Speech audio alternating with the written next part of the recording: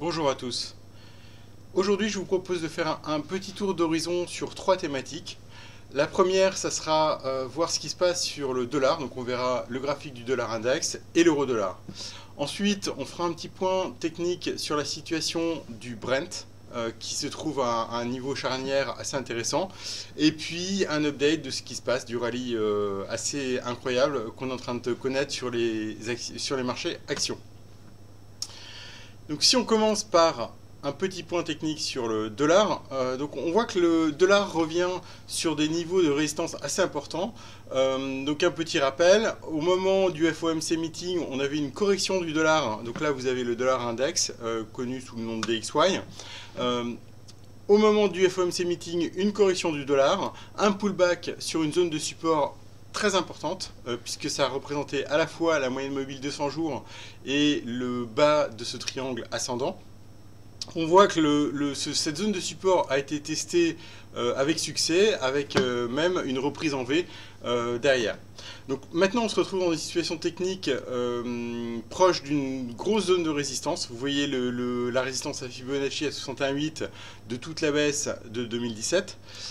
Donc on se retrouve à une zone un peu charnière à nouveau, à savoir proche d'une grosse zone de résistance vers 97, 90, 98, avec éventuellement en ligne de mire une cassure de cette résistance pour aller toucher le Fibonacci suivant qui se trouve vers 100.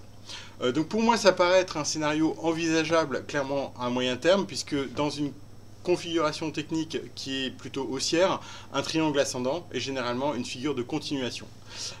Donc à moyen terme, je pense qu'on a quand même une assez forte probabilité de casser cette résistance. À court terme, petite incertitude, est-ce qu'on va réussir à passer ou pas? Pour l'instant, j'ai pas d'éléments tangibles en faveur d'une cassure, donc on pourrait passer un petit peu plus de temps en dessous de la résistance, mais l'idée, ce serait quand même de jouer plutôt une cassure haussière.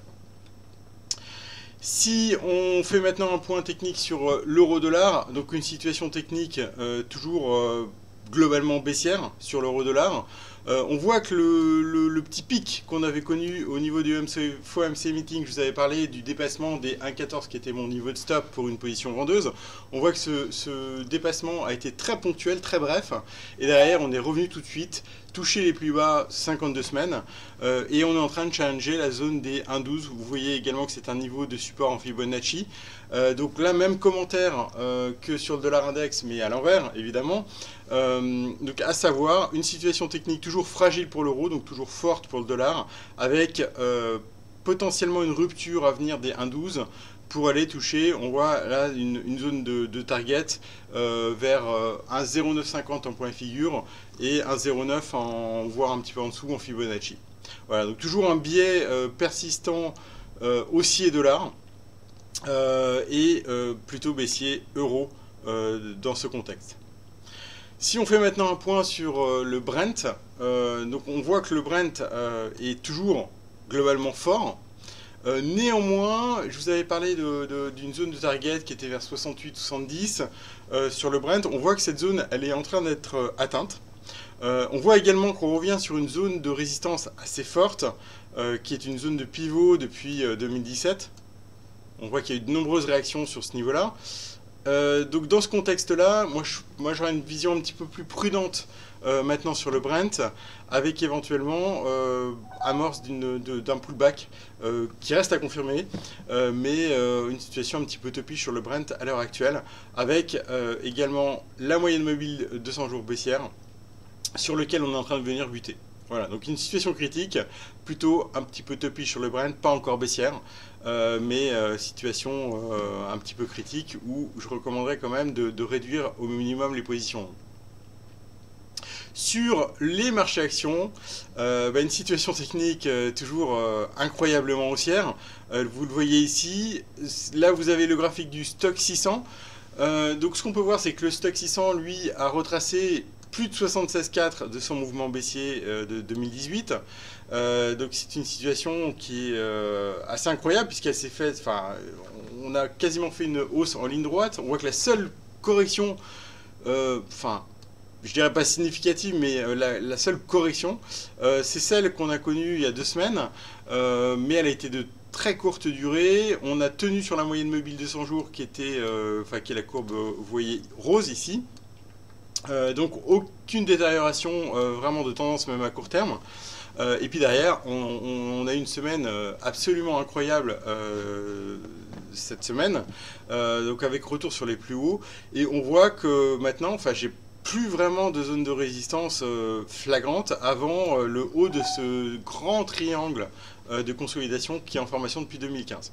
Donc on voit que la prochaine grosse zone de résistance maintenant, c'est plus grand chose avant 400.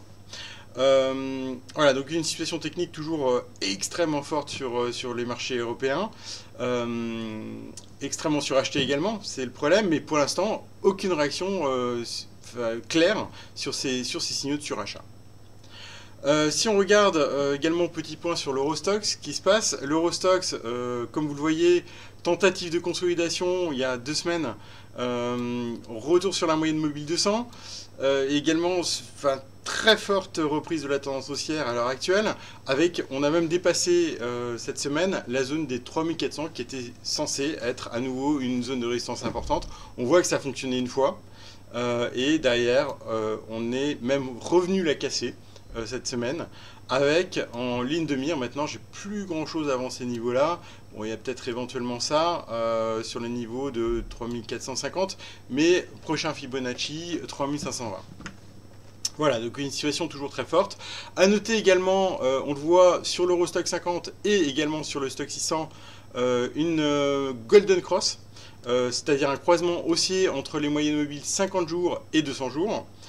Donc là, on voit qu'on est en train de valider un changement de tendance pertinent compte tenu de la remontée récente. Pour mémoire, on est en situation de death cross, c'est-à-dire croisement baissier entre ces moyennes mobiles depuis début 2018. Donc en termes de trend following, c'est plutôt une bonne nouvelle. Bon, ce que j'avais mentionné à l'occasion de la death cross, c'est que généralement, c'est pas un bon signal en termes de market timing, mais c'est globalement une indication comme quoi on est en train de sortir de la zone de turbulence qu'on avait connue au cours de l'année 2018. Donc plutôt une amélioration du trend de moyen terme. Après, court terme, on est quand même sur des situations extrêmement tendues, mais avec une persistance de cette tendance haussière. On va finir sur le S&P 500. Donc là, on voit que le S&P 500 est également dans une tendance haussière, toujours. Hein.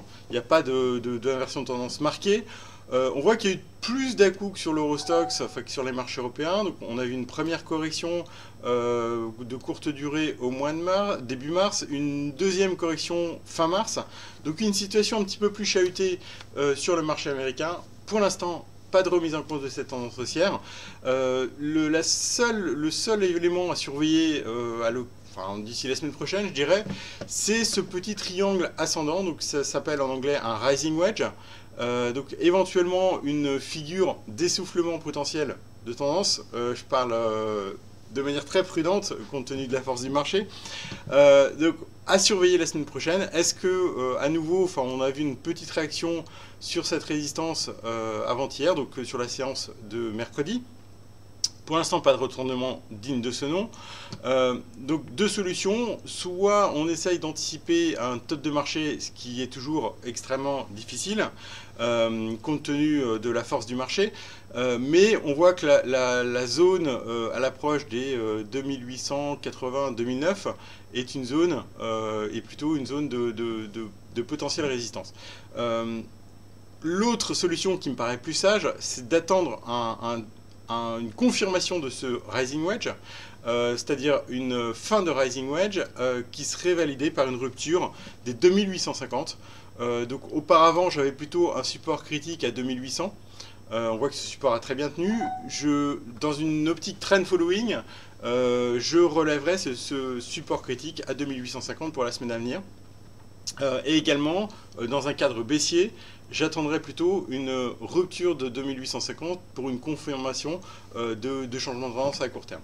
Voilà. Donc, si vous voulez absolument chercher un top de marché, J'utiliserai plutôt dans une optique prudente un stop pas au-delà de 2900 pour quelqu'un qui veut chercher à mettre en place des positions vendeuses. Donc stop 2900, confirmation du retournement 2850 et au-dessus de 2850, une configuration technique toujours plutôt haussière. On voit que le dernier Fibonacci avait été cassé à 2800. Maintenant, la vraie zone, la prochaine grosse zone de résistance, c'est les tops historiques. Voilà, ben, je vous souhaite une très bonne journée et un excellent week-end.